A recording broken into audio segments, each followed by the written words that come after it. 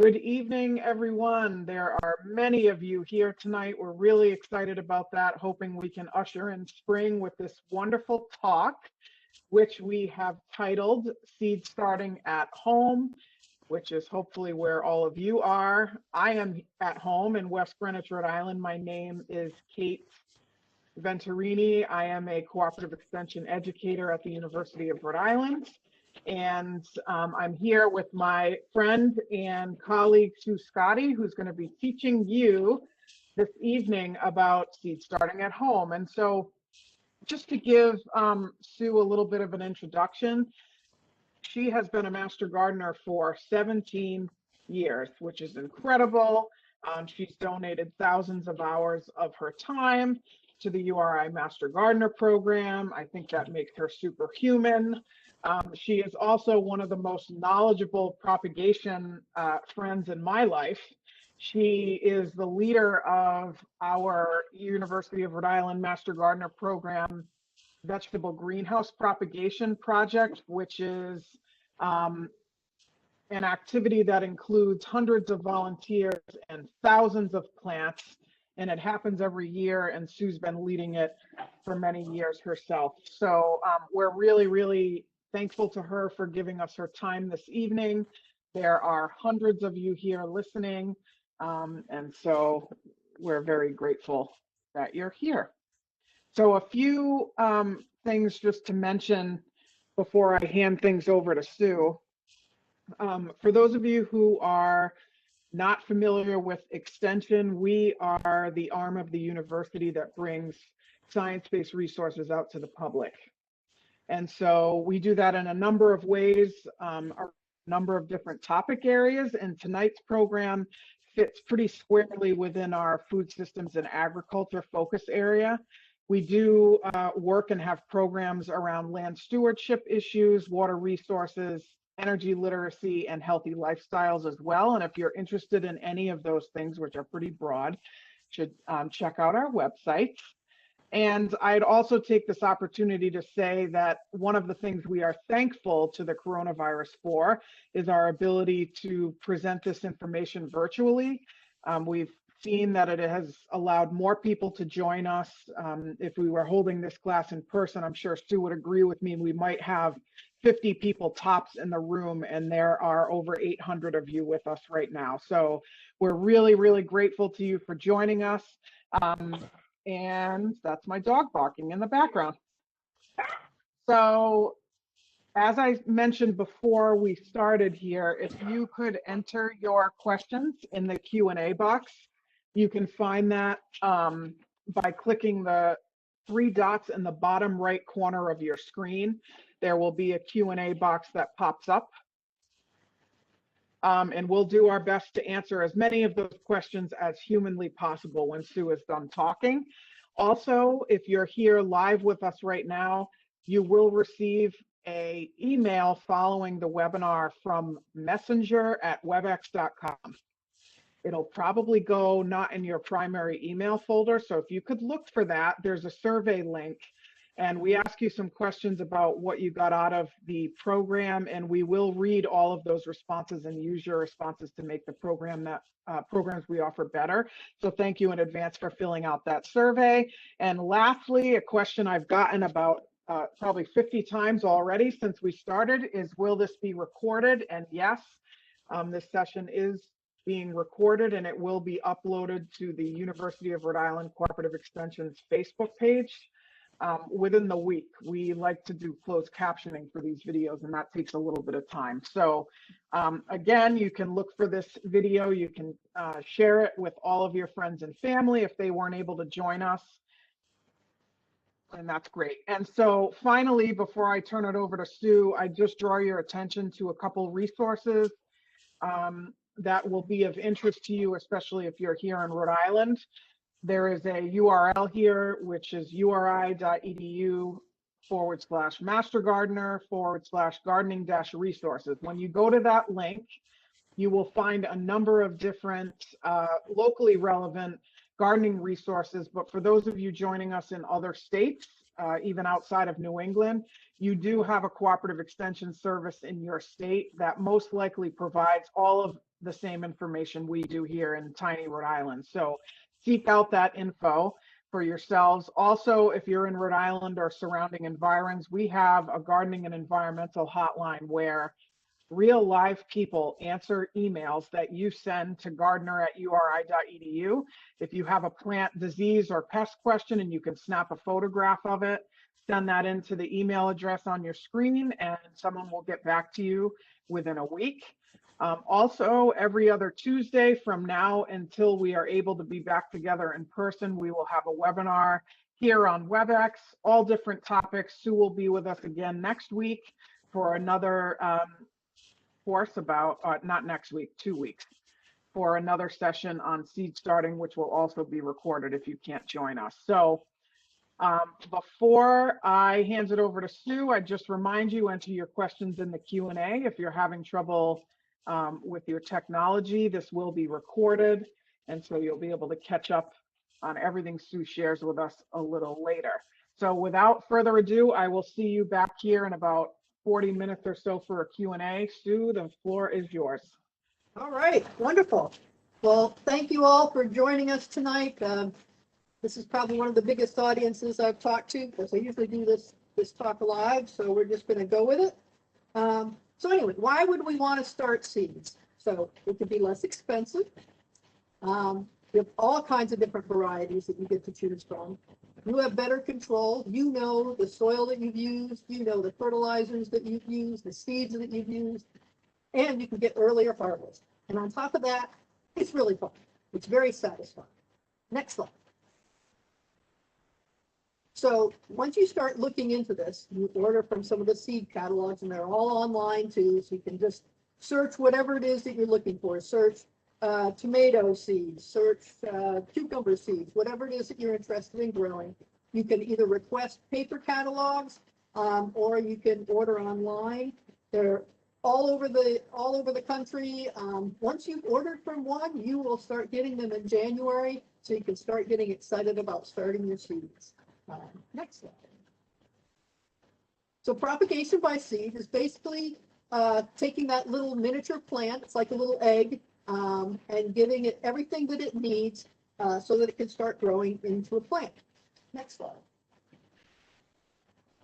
Parts of the plant are the seed coat, which would be that outer hard shell, the endosperm, very important to remember this, we'll refer to this later, which is the part that has all of the food that the seed needs to get to the point of true leaves. And we'll talk a little bit about that as we get going.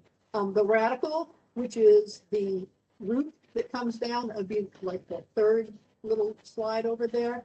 And hypocotyledon, which is the stem, and the cotyledons, which are the first leaves, but not first true leaves. But it has all of the energy that it needs to get through to the first set of leaves in the seed itself.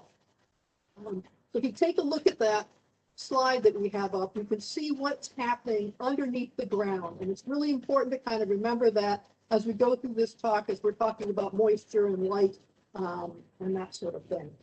Next slide. So what we need to have germination is we need to have a mature seed to start with. Then it needs to have water, oxygen, and warmth. Most seeds don't require light. A few will, but that will say on your seed packet, which is going to be another term you're going to hear a lot. Read the instructions. Next one. So water. When you're trying to get that seed coat to start doing the process, you need to soften it up, and that comes with the water. So you need an adequate and continuous amount of water. Now, you don't want it to be a swamp. You want it to be moist. So again, moisture is what you're looking for. Once the germination period starts, if you dry out, you will kill the process. So think of that other slide. It's starting to open up. The radicals coming down, the root. If it dries out at that point, that kind of ends the process. So you want to keep it nice and moist, but not a swamp again. So it's imperative to keep a nice constant moisture. Next slide. Like pretty much everything else in this world, it needs oxygen. So the respiration needs to take place in that seed. So we'll talk about this with soil too. You need room in your soil for the water to come down to keep it moist, but also for there to be airspace so that it can breathe. So if you have a swamp, it's too much water, again, you're drowning the seed. Okay, so it's a nice balance between moist and dry, so that you can have the oxygen and you can keep it nice and moist. So again, the media should be loosely packed and well aerated. So if you're using something that's too packed, again, first of all, your water's not going to get in, and then your air is not going to get in. So everything needs to work together. So a nice aerated soil, loosely packed, will get you what you need. Next slide. And warmth. You think of it, if they're just starting out in the nice cold ground, and everybody likes to be warm. Okay, so do your seeds. And remember, they don't need light at this point in time, unless it says so on the seed packet, but most of them don't. So you can put them someplace that's warm. I've been starting some in my basement, which is not real warm, but it works. It's not quite as fast. You can also put them on top of your refrigerator. That's nice and warm. You can put them in your furnace room. That's nice and warm. You just want to make sure that you're checking them on a regular basis, at least daily, to make sure that they're staying moist, because if you're in a warmer environment, it's going to evaporate quicker. So keeping them moist and keeping them warm. The warmer they are, the quicker they're going to grow. And this is really the growing media that needs to be warm. So when it's sitting on top of the furnace or the refrigerator, it's actually warming the soil from the warmth there. You don't have to turn your thermostat up to 80 degrees. It just needs to be in a nice warm area. And again, as long as it's really in a comfortable environment, they will germinate. Sometimes it'll take a little longer. Seeds, like children, are very resilient. Next. So a few seeds do require light. Again, it will say so on the seed packet. So read those seed packets. Most aren't affected. So again, that's why you can put them in these places that are warm, but aren't necessarily well lit. Read the seed packet. If it's your lettuce or petunias, some of those, then you just need to make sure that it's out someplace where it's going to get ambient light is fine to start with. Those requirements will change as we get going. Next slide.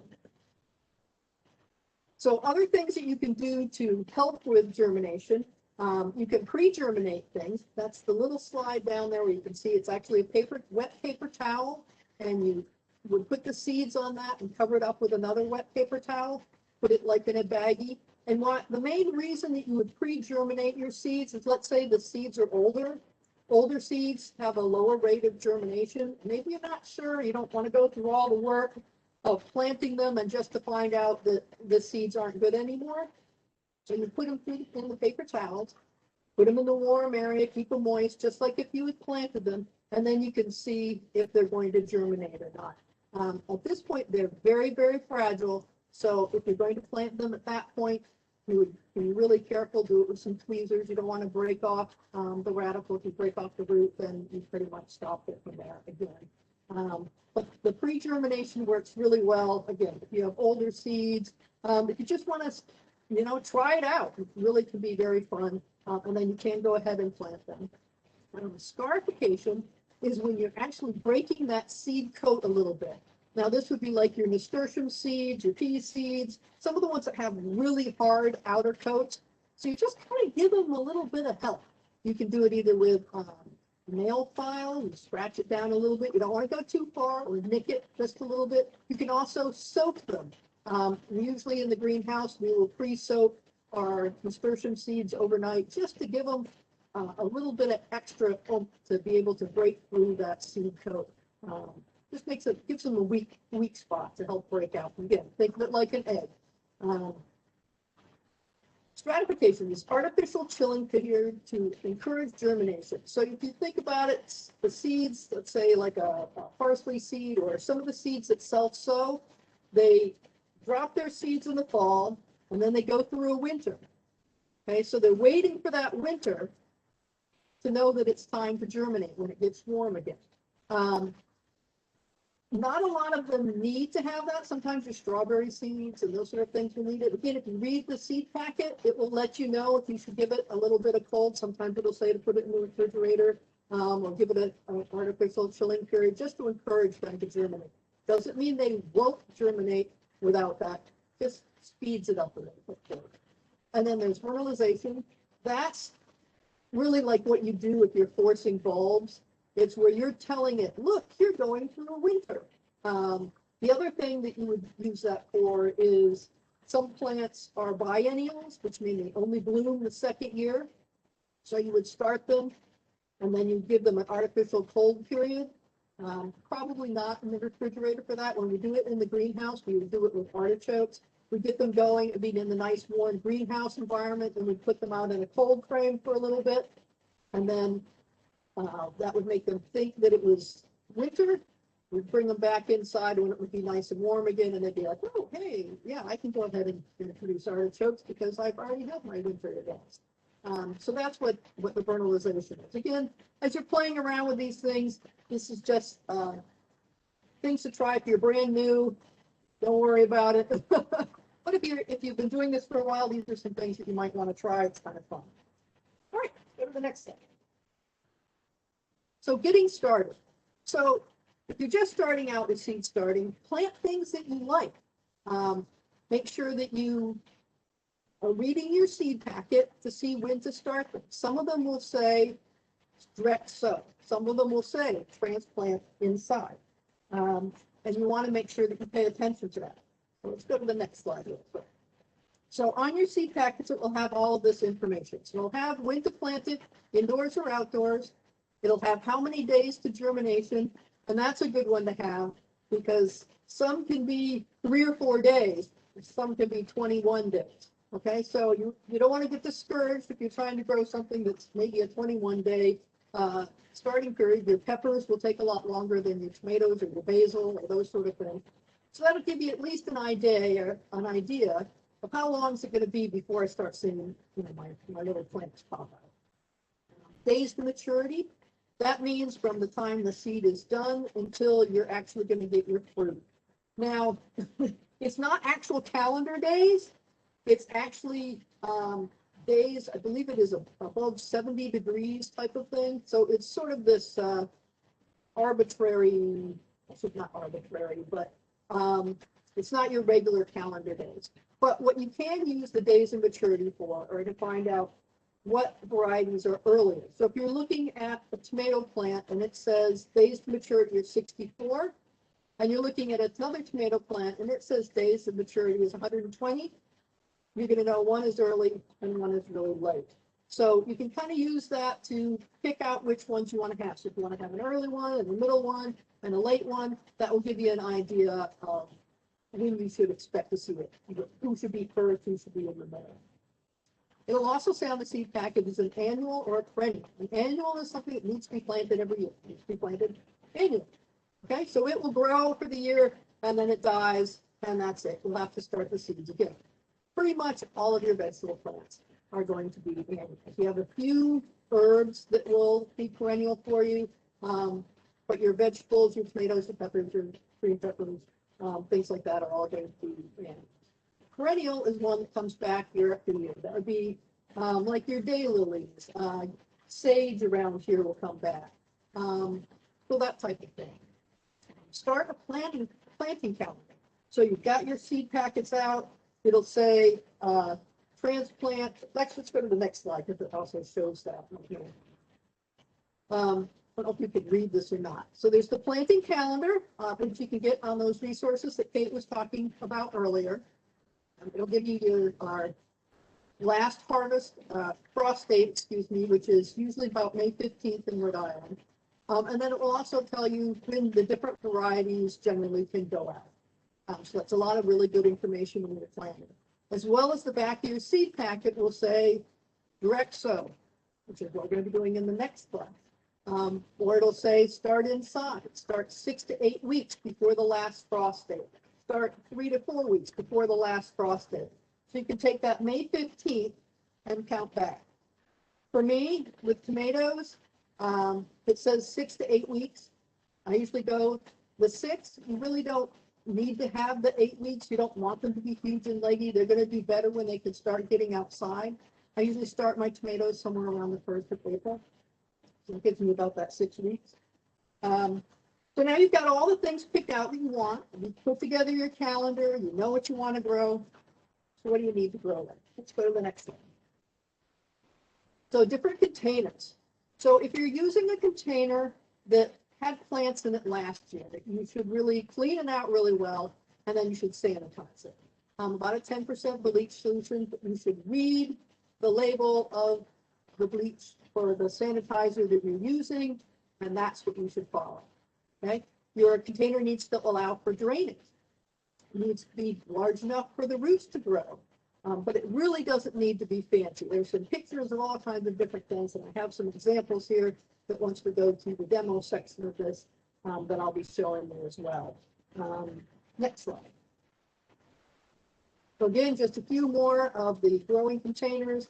You can see like there's the clam shells. Those are actually cured cups. Those are mine that I grew there. We'll see those a little bit more. Next slide. Growing media. Okay, we talked about this a little bit earlier. A lot of the things that you can use for seed starting, I mean, you could spend $1 million, but you really don't have to. You can use a lot of the things that are around your house to do the containers. We'll talk about lighting and that sort of thing. The one thing I do recommend that you buy is some sort of potting soil, seed starting soil. You don't want to use your garden soil. It's too compact. It has too many pathogens in it. You just want to make sure that you're giving your little baby seeds the best chance to grow. You don't want to go out and dig up, something that's all clay. Again, it comes back to, we want to be able to have that moisture. We want to be able to have the air. So we want to make sure that we have a good, loose and well aerated growing media. We want to make sure that it's moistened before you put it into the container. And you want to make sure, bring it into the house before, wet it up, and I'll show you the moisture levels that you should be at, and warm it up. You don't want you to put your little baby seeds in these freezing cold temperatures. It's just going to mean that it has to wait for the soil to warm up. Remember back to our earlier slide of what temperatures they like. They like to be in the 70s and 80s. If you're starting them out in the 50s, they're just going to sit there until it warms up, and then you're going to be waiting longer for those days of germination. Next slide. All right, so for soil, we talked a little bit about that. Again, making sure that it's compact enough that it stays in place, but making sure that it's not so compact. I don't know if there's any baristas out there, you make those pucks for putting the espresso through, and those are just hard as rocks. You don't want that. We want to have it really nicely in between. And then on the seed packet, we'll also say how deep do you want to have your seeds. Generally, it's about 2 times the size of the seed. Some of these seeds are really small. So, you really should never be taking your pencil and sticking my slides went away, and sticking it down into the hole, because it'll make it way too deep. They might still come up, but you don't want to bury them alive either. Kate, am I live? You're live. I Okay. took the slides down so everybody can see you. Okay. Wasn't sure there because I'm still tiny in the corner. Okay, so let's do a little bit of demoing. Show you. I'm going to go a little bit of the slides that we've done, and I'm also going to go a little bit further into the slides that we haven't done yet. We're going to talk a little bit about containers. So again, this is a clamshell. Makes a great little greenhouse to put things in. I've got some yogurt containers here. If you can see those all right. Another yogurt containers. Make sure if you're using something that doesn't have a hole in the bottom, you put a hole in the bottom. Again, we're not making swamps. You want to make sure that you have good drainage. I put some holes in the bottom of those. This is what I discovered last year, and I absolutely love them. They're a little small, but they're Keurig cups, like you use in your coffee maker. And after they're used, they already have a hole in the bottom. So I particularly like these clear ones because I can write on them. If you can see that with the thing, if I can write what the is that I planted and the date that I planted it. And you want to make sure that you always do that. Somehow have it labeled, whether it's with something you stick down into it or whether it's on the outside of the container. Also, that way you know which ones I planted when, and when do I think that they should be coming up. The other thing you can do is you can make yourself some paper pots. I particularly like the V8 ones, and not that I'm trying to push that brand or anything, but they're the perfect size because they're tall, but they're thin. You take a strip of newsprint. Doesn't have to be unprinted. It can be printed. What I have happens to be unprinted. I'm just going to roll it up. And then I'm going to push in the bottom. That. And then I just take a little bit of paper tape and put that on the bottom, and then you pull it out. And you have yourself a pot. Then you take all those carry-out containers that we have these days. You can put your pots that you've made right in there. The paper pots and the toilet paper tissue pots. That's just a cut across on the bottom of that. Do that, and then fold it up. Either tape it, or you can fold it up like a box. And put those in there as well. And those, the water will run out of. You can also plant them right in that because they'll break down. My little curd cups, I'm not going to be able to do that with, because they're plastic, but at least I'm reusing them.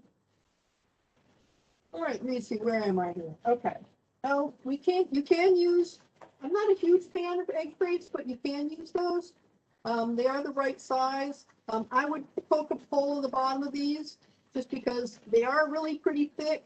So they really don't drain all that well, but you can use something like that. Just look around your house and be thinking about, what can I put plants in? All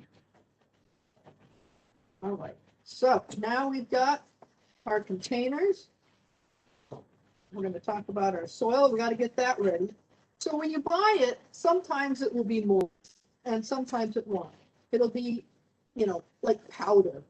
And what's going to happen is when you put water on that, it's going to be like a dry sponge and it just runs off. Okay. So you really need to pre-dampen it, because if you're trying to do that once you've already planted your seeds, it's just going to keep running through. Okay. So you need to pre-dampen it. Okay. You pick it up, I don't know if you're going to be able to see this or not, and it does this, which is run all over the place. If you're squeezing it, that is way too wet. That's what we're talking about when we're talking about a swamp. Okay?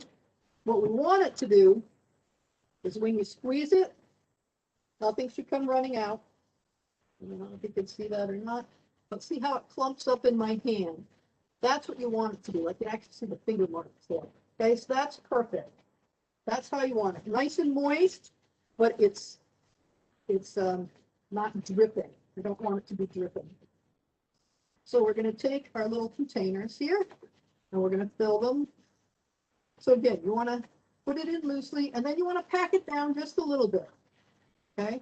One of the things you want to do when you're filling your containers, and if you have pre-bought ones, you'll notice on pretty much all of them, they're going to have a little lip on them, a little ridge, and that's about where you want to fill it to. So it's about 1/4 of an inch down.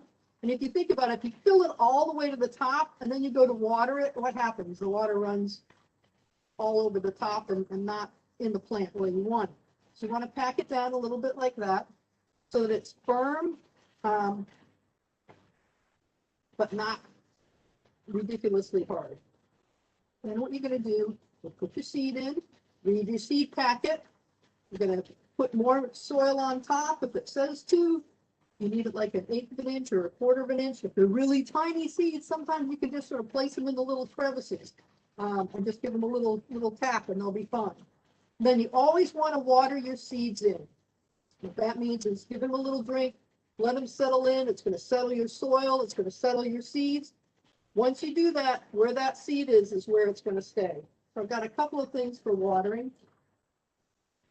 These are just, soda bottles.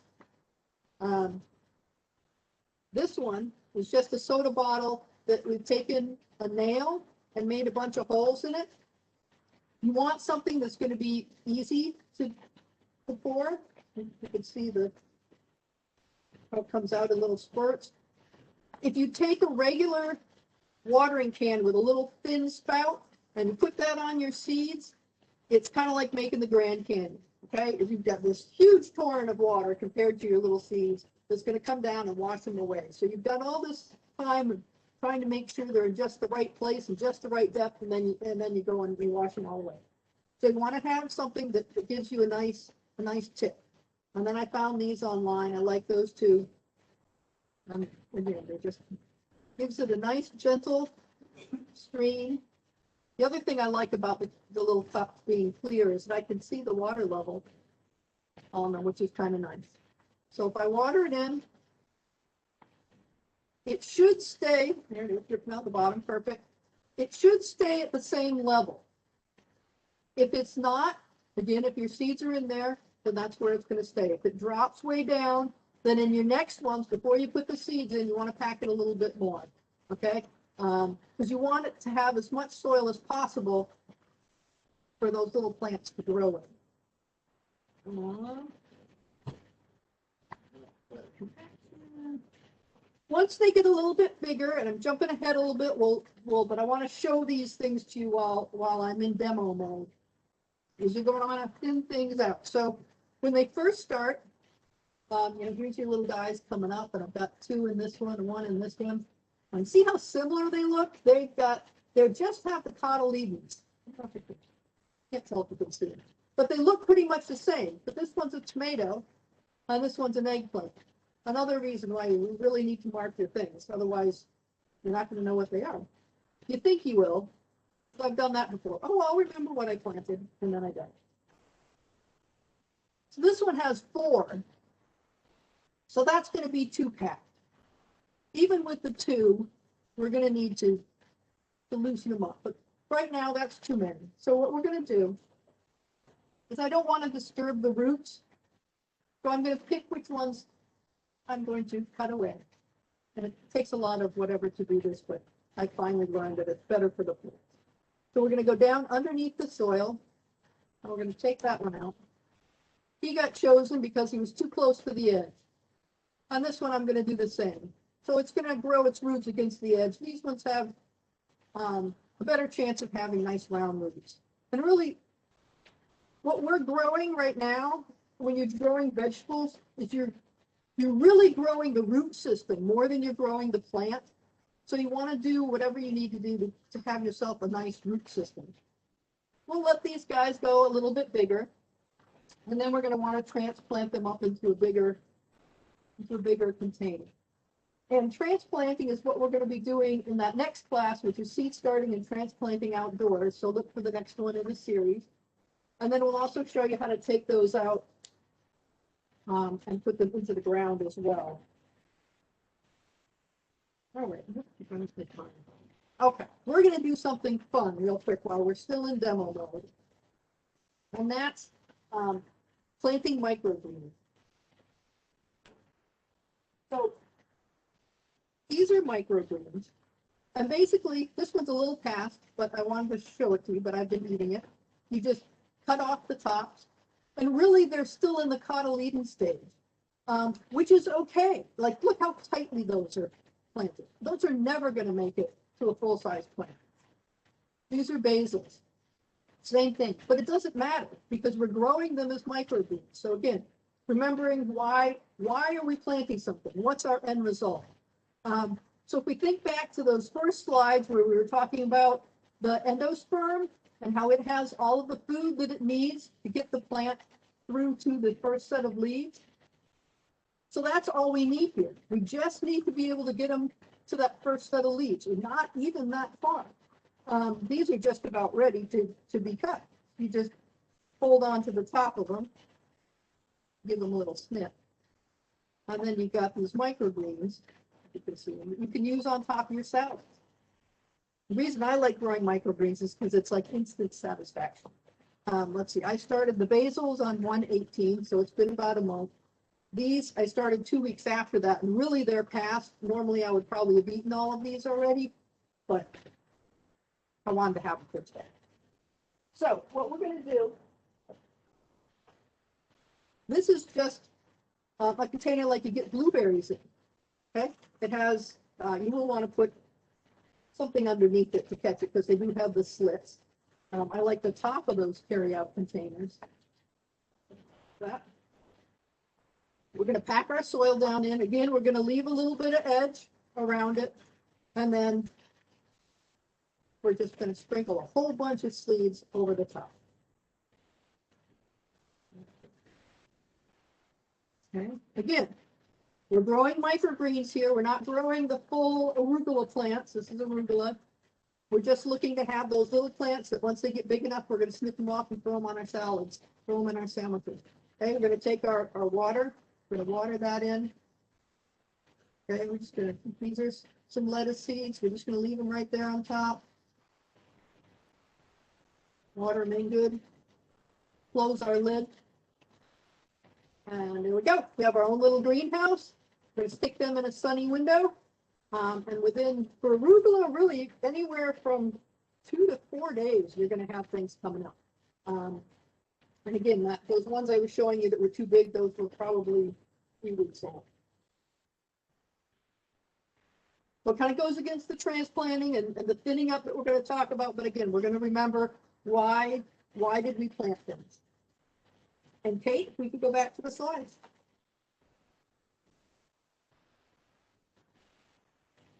You should be at.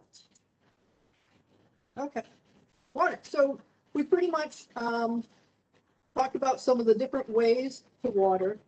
Now, when you're doing the seeds, so before they come up, you want to keep them nice and moist. The seedlings you want to keep moist, but not wet again. And we want to make sure that we uncover them.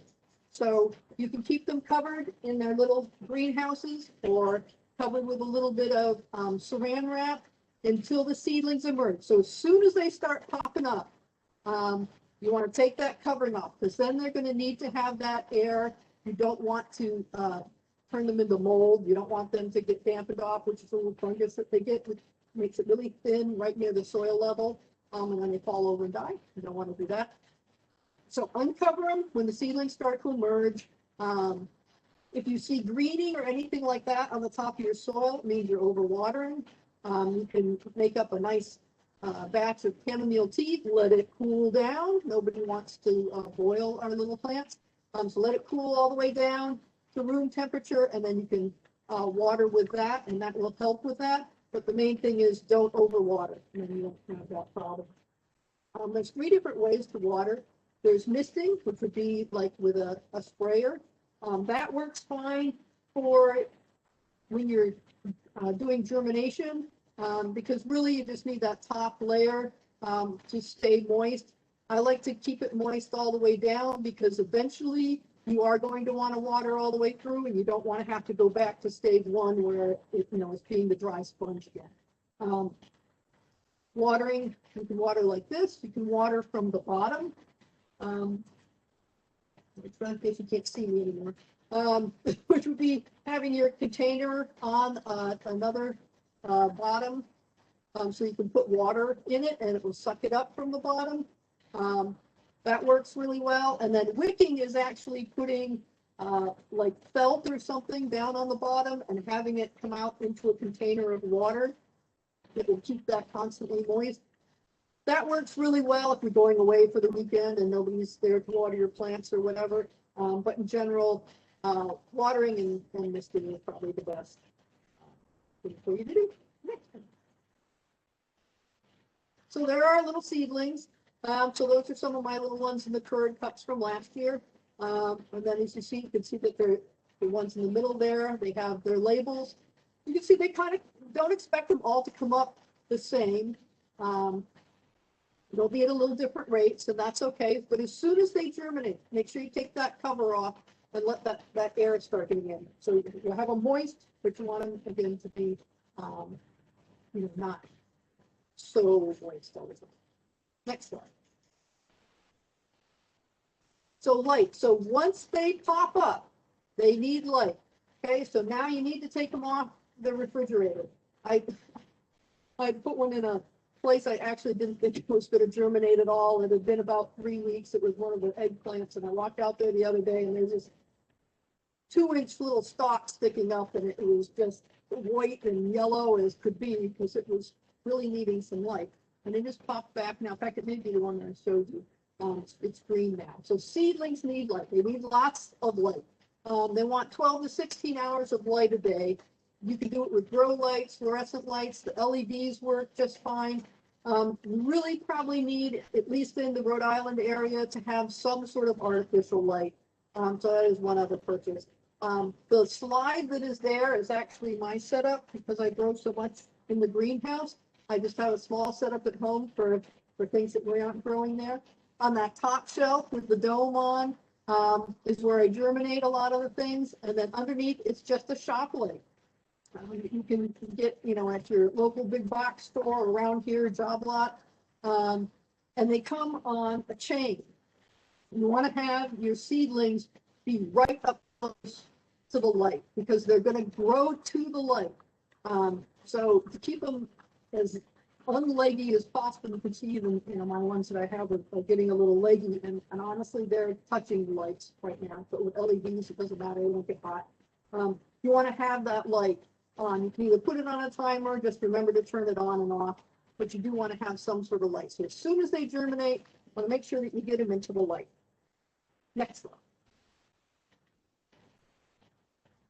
So fertilizer. So those two that I showed you that had the cotyledons, they're still using the energy that was in their endosperms. So they don't need to be fed yet. But once they start getting their true leaves, and you'll know what the true leaves are because they look different. Like the tomatoes that I was showing you, they have what looks like a tomato leaf. The eggplant will eventually start looking like an eggplant. So you'll be able to see these second and third sets of leaves coming up. That's when you're going to want to start doing some fertilizing. Again, we're trying to get really good root systems so that when we put these plants outside, they're going to grow really well. So you want to really weak, do it weekly, about half solution. They don't need a lot. You don't want to burn them. That's the last thing that you want to do is give them too much. Use a fertilizer with the phosphorus. That's the second number. There's 3 numbers: nitrogen, phosphorus, and potassium. Nitrogen makes them all nice and green and pretty. Phosphorus is good for their roots. Okay, so we want to make sure that you've got some phosphorus in there for their roots. And the potassium that helps with their growth also helps with the water intake. But again, half strength. And then I'm not going to recommend any particular fertilizer. Whatever you pick, whether it's water soluble or not, you need to read the label. And I can't stress that enough, that you need to read the label. More is not better. If anything, in this particular case, less is better. You're going to be preparing your garden soil for when they go out there. So you want to do things that promote that root growth and just give them the best chance at growing. Next slide. So thinning out and potting up. So we're going to just talk real quick. We did the little thinning out with me cutting out those 2 that were a little tight. Those 2 will need to be potted up. I'm not going to show you transplanting today. We are going to do that in the next class. But unless you're growing them as microgreens, they aren't going to grow. Like the microgreens that I've grown, those will never be full plants unless they were to be thinned up. There isn't enough soil, there isn't enough room for the roots. So you do need to make sure that you're thinning things out. And then you don't want to just rip them out either. So don't just pull them out by the stems or the leaves. I mean, it's sort of like pulling it out by their heads. Okay, so you want to be careful, cut them apart, tickle the roots, kind of jiggle them apart. And again, there'll be more demos on that in the next class. But you do need to be thinning them out. So if you're putting a lot of seeds in to begin with, remember that you're going to have to thin some of them out. So really take that time to plant them carefully, plant your plant. Next slide. So once you have your plants all ready to go, you're going to want to harden them off. And what that means is acclimating them to the outdoor weather. And think of it You know, around here we have beautiful beaches. You know, we spend all season inside, and we go to the beach, and what do? We get sunburned. Okay. Well, the same thing's going to happen to your plants. So you really want to make sure that you give them a little bit of time with going in and out. They're not used to the wind. You might have a little fan on them, but they aren't used to wind and rain and all these other things that they're going to get when they're finally out into your vegetable garden. So you want to start by putting them out in the shade for a few hours, and then you bring them in at night. It's still going to be cool, and they're not used to the hot and cold from morning to day. And then you want to continue to bring that up a little bit more every day until they get to the point. It usually takes about 2 weeks to really acclimate them out. You can get more information on hardening off if you want to, you know, set by how many hours this day and whatever on the website that Kate gave you earlier. It will tell you more about hardening off. But you do want to do it. The last thing you want to do is to take your tomato plants that you've grown for the last 6 weeks under your lights and put them out into the sun, because you will sunburn them and you can kill them. And you really don't want to do that after you've done all this work. All right, next slide. So again, some of the things that we've talked about is you don't need a lot of money. You can use the things that are around your house. You can spend a lot of money if you want to. You can go out and get all kinds of systems. And I'm not saying that they're not good. I'm just saying if this is something you're starting out right away, you don't need to spend that amount of money. Just need to get some soil, you need to get some lights, look around your house. What can you use for containers? What can you use for water bottles? You can do those kinds of things. Keep a journal. What did you plant this year? When did you start it? When did it germinate? Were you happy with the end result afterwards, you know, at the end of all of this? Because when you go to do this the next year, you want to remember what things you like, what things work, what things do you need to change. You know, we talked about the different types of watering, and we talked about hardening off. Next slide. So there are some other things that are out there. There's seed tapes, which are kind of cool. They're like with the little tiny seeds, like the carrots. They come and they're already pre-spaced. You can plant those down in the garden. We'll probably pull some more of those out for the next class. But that's just so you, when you're out there looking for seeds and you see where it says seed tapes, you'll know what that is. The one, the picture over there on the round one, that's actually a little seed map. I tried that out last year. That was arugula, spinach, and some kind of lettuce. And I say some kind of lettuce because it didn't germinate at all. So I don't know what it was anymore. The arugula did fabulous. You just put the little mat down, you water it in, throw a little soil over the top, and it came up. So there are all kinds of different, you know, gadgets and things out there. Next slide. So now that it's early enough, you've gotten inspired to go out and plant your favorite things, figure out where your garden is going to be, or if you already have one, you can start figuring out what you're going to have where. And then you're going to plant your plan, and then it's going to look like this. Next slide. And there you go. What more can you ask for than a beautiful garden like that to enjoy eating and spending time? Now, what do you got for me, Kate? Oh, you know, there's only 220 questions, so how much time do you have? No, I think that was fantastic. I have heard that talk myself many times, and I learned something new every time. And I was thinking back to when it was much warmer, Sue, and we were emailing about our beloved Kalettes and how those were going to come out. I can't wait to get in the garden myself. So, folks who are here asking questions, you're all fantastic. Thank you for being so persistent with your questions. So what I have done is kind of tallied what the most popular questions are. So Sue, I think maybe we could go by order of topic. I have them written down here.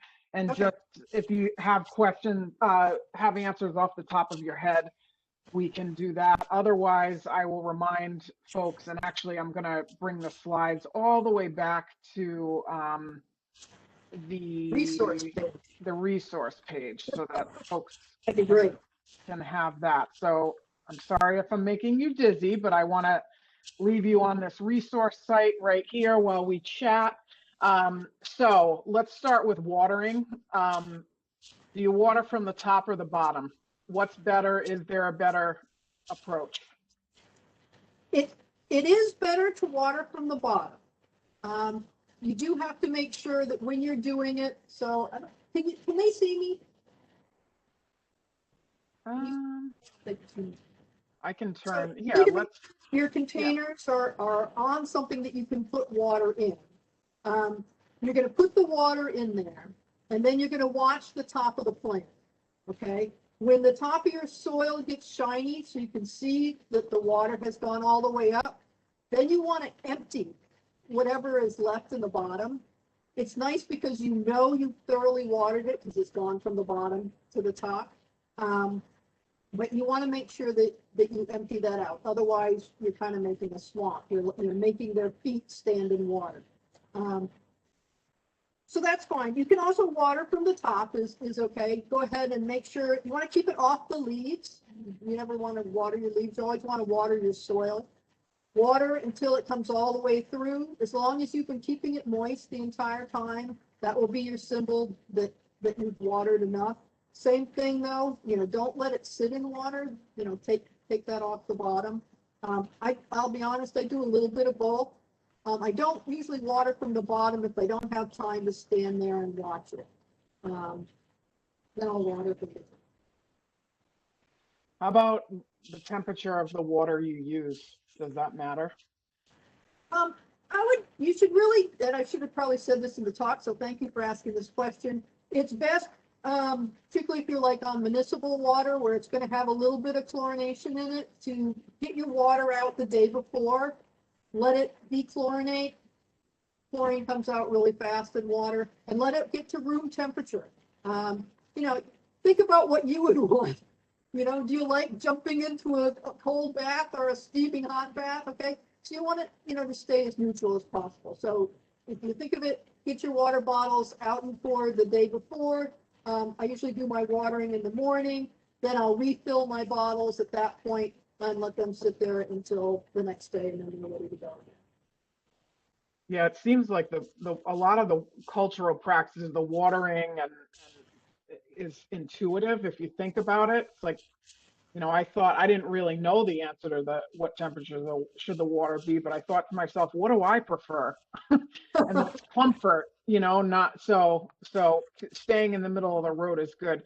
How about there was a lot of questions about, can I use compost for soil? Can I use potting mix? I think we need to clear that up and say seed starting mix is specific to this activity because what's in it, right? And Yes, what is that? you can go with a light potting soil if you want, because you are going to be potting up with that. But you don't want to use you don't want to use compost. You don't want to use out of your garden. You don't want to use topsoil mixes. You don't want to use, if you go to the garden store and you're looking, you want it to say either seed starting or potting soil. You don't want it to say garden soil, because garden soil, compost manure, all of that kind of stuff is going to be too heavy for your seed starting.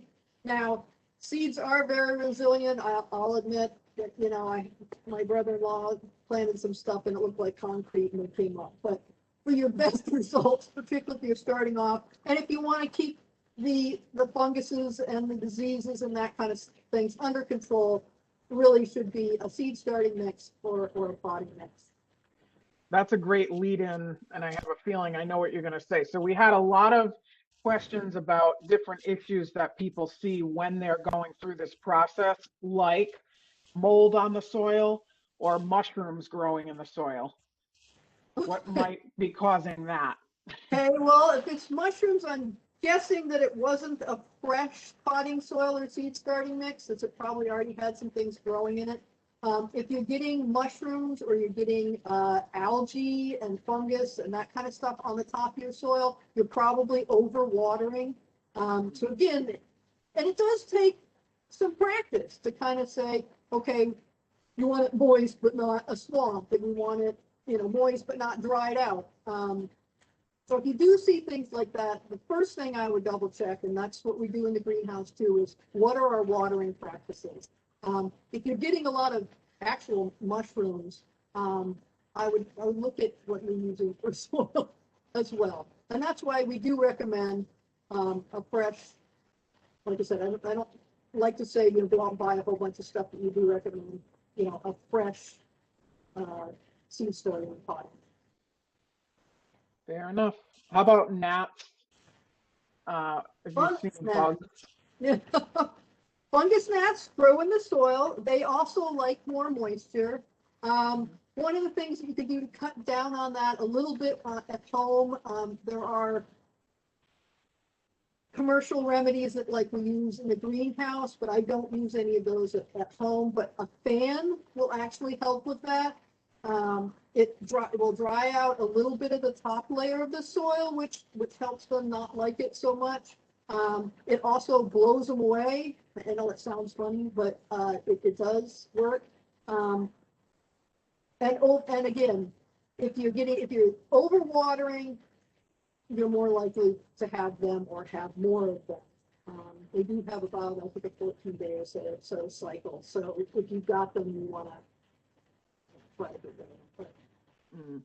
If your plants are as big as the ones that I showed in the 4-pack, if you can, pass that on, they're probably not. The fungus gnats would be annoying, but they probably won't kill them.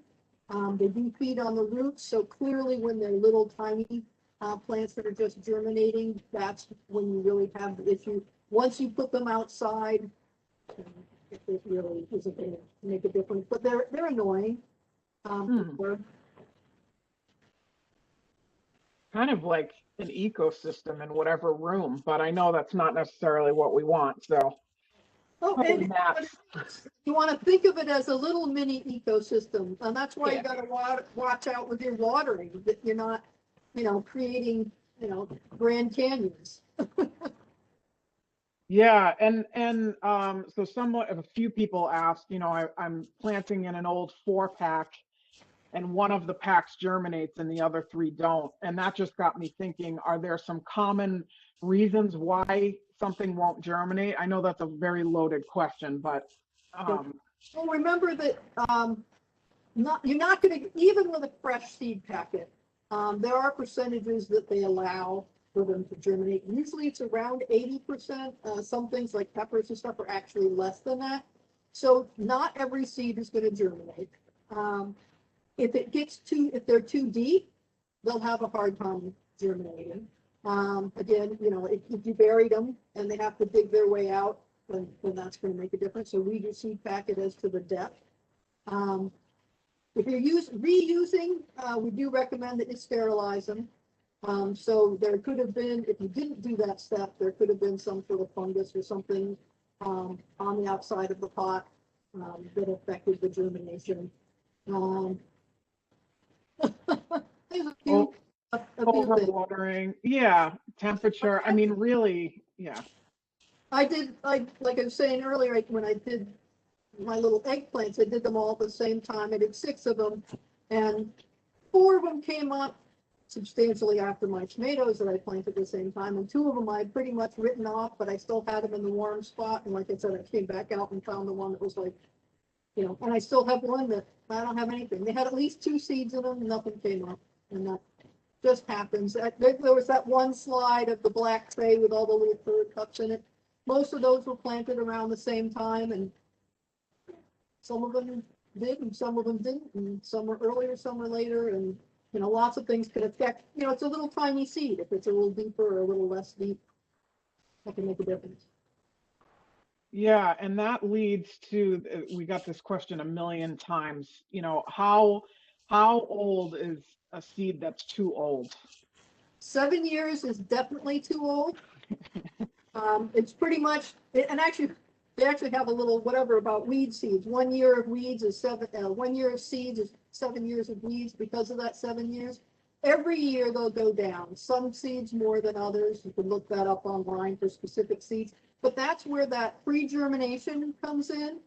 So let's say you have a seed packet, it's 3 or 4 years old, but there's a lot of seed in it.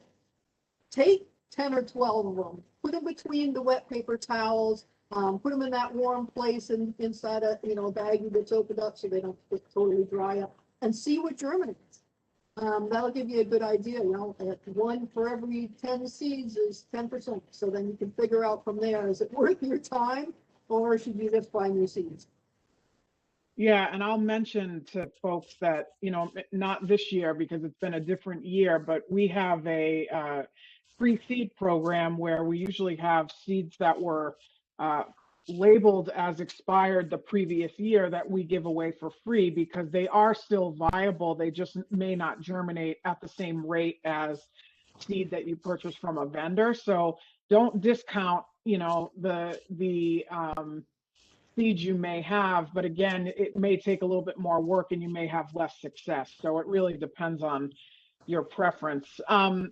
Yeah, we use a lot of those in the greenhouse, and when I put together the greenhouse planting calendar, we always go at least 10 or 20% up from what we want to have. So if anything, hopefully we have more, but at least we're getting what we're shooting for. So always plant more. You can always give them to your neighbors. Yeah, make some new friends. Is there a right side or an upside down to a seed when you plant it? I love this question. It's not really as much as like a bulb. Maybe some of the really large seeds you have a little bit better with it, but even like a nasturtium seed, really, and that's the size of a pea. Put it in there, it will find its way.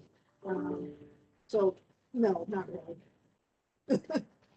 Yeah, I thought that was a really great question. Yeah.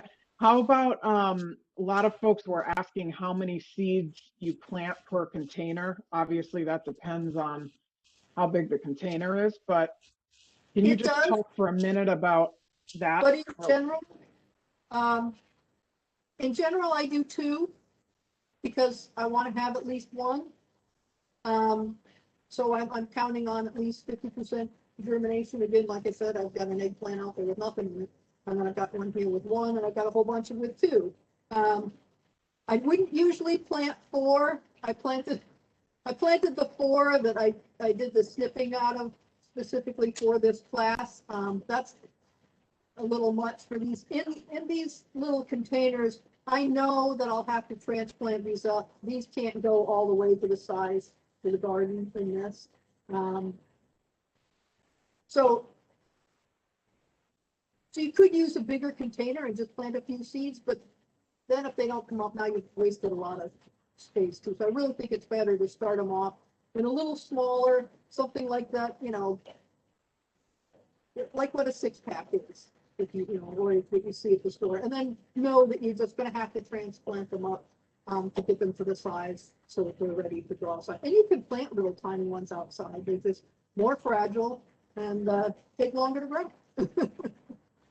Yeah, there were a lot, speaking of fragile, there were a lot of questions about fans. Okay. And how important or necessary that is, depending on when you bring the seedlings outside, for getting the seedlings used to a cool breeze. It is nice to have. If you have even just a little oscillating fan that you can put next to your seedling as you're growing. Again, the more of that outside environment that you can mimic, the better. It's sort of like exercising them. It really does strengthen, their cores. Fascinating. Yeah. It does also help keep the top layer of the soil dry, which helps with the fungus gnats and some things like that. So if you have a little fan that you can put on the side there to just give your plants a little bit of wind, that's a really excellent idea. All right, 2 more. How far should the light be from the soil surface if you're using a light indoors? Really more from the plant, okay, which is why I like shop lights, is because they come with the chains, and you want to have them like, a half an inch. If you have them 3 or 4 inches above the plant, they're going to get really leggy. They're going to stretch for that light. Nothing is as good as real sunlight. So if you keep them down low, they'll grow up to the lights. Usually about the time they start touching the lights, I'll I'll move them up another half length in the chain. And then, sometimes your light's crooked because some are small here. And so, you can rearrange all of those. But you keep them pretty tight, particularly with the LEDs and really even with the fluorescents. They don't get that hot. You're not going to burn your plant. Like I said, when I took these out today, they were like touching the bulbs. Yeah, good. It's great to have that new technology, the LED lights, because they just don't get things hot. used to be different. Yeah, before we had those. So I think we should end on with the microgreens question. There are a lot of folks asking if, how many times can you harvest the tips? Do they just keep coming really, back, or? Really, you can only harvest the tips once. So you're growing a little, what am I doing? So you're growing them up like this. Sometimes when you cut off the first ones, it'll actually make a little bit more light and stuff for ones that may not have germinated down below, so they can continue to come up. But really, you're just getting one cutting off of them. There isn't enough soil and there isn't enough energy in the seed to get them to continue to produce. We did have an incident. Sometimes they will do that in the greenhouse where the tops of the peppers were taken off and we just had these little sticks sticking up, but they had a good root system, so they actually did come back. But that won't happen with your microgreens because they're just too tight. Again, remember what your end result that you're going for when you plant. So these are planted so tight together that they're just never going to turn into a full plant. So once you've really done your clipping, they're done. So, plant some, wait a couple weeks, plant some more. Just like lettuce outside, a little Exactly. bit at a time. Oh, I can't wait. Well, Sue Scotty, I'm your biggest fan. We had hundreds of people here. Folks, I hope you have all the luck starting seeds at home. It should be a great growing season. We are going to be back in 2 weeks. So if you're here listening live, that is the beginning of March. Yep. Yep. March 2nd. Second. Yeah, March 2nd, 7 o'clock. We'll be back. If you're watching this on YouTube, I think if you just let this run, the next one that plays will be the next webinar in this series, Seed Starting. But on behalf of URI Cooperative Extension and my cat, Lisa, we thank all of you for being here. Thank you for sticking with us. Thank you so much, Sue. I'm going to go do some drawings of where I'm going to plant what. Here we go. Yeah. Good night, everyone. Thanks so much. Thank you.